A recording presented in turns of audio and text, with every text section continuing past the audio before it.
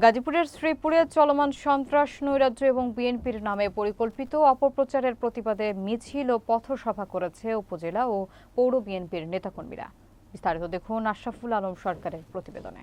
শনিবার বিকেল 5:30টায় শ্রীপুর চৌরাস্তা এলাকা থেকে মিছিলটি শুরু হয়ে রেলগেট বিএনপি অফিসে এসে সংক্ষিপ্ত পথসভায় পরিণত হয়।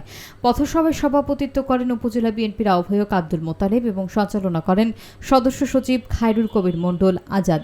এতে প্রধান অতিথি হিসেবে উপস্থিত ছিলেন কেন্দ্রীয় বিএনপির সহ স্বাস্থ্য বিষয়ক সম্পাদক এবং গাজীপুর জেলা বিএনপির সিনিয়র যুগ্ম আহ্বায়ক অধ্যাপক ডাক্তার এস.এম.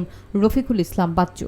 এছাড়াও উপস্থিত ছিলেন পৌর বিএনপির আহ্বায়ক মোহাম্মদ হুমায়ুন কবির সরকার, সদস্য সচিব বিল্লাল হোসেন ব্যাপারী, সিনিয়র যুগ্ম আহ্বায়ক মোহাম্মদ আনোয়ার হোসেন ব্যাপারী, উপজেলা বিএনপির যুগ্ম আহ্বায়ক জাফর আহমেদ সহ অঙ্গ ও সহযোগী সংগঠনের নেতাকর্মীরা।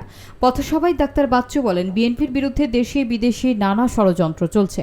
সকল ষড়যন্ত্র রুখে দিয়ে জনগণের ভোটে তারেক রহমানের নেতৃত্বে গণতান্ত্রিক সরকার প্রতিষ্ঠা হবে ইনশাআল্লাহ।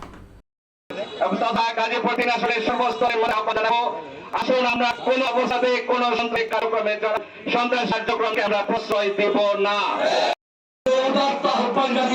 আমি আমার সংক্ষিপ্ত বক্তব্য শেষ করছি। বাংলাদেশ জিন্দাবাদ, শহীদ আবুল হক, খালেদা জিন্দাবাদ, তারেক রহমান জিন্দাবাদ।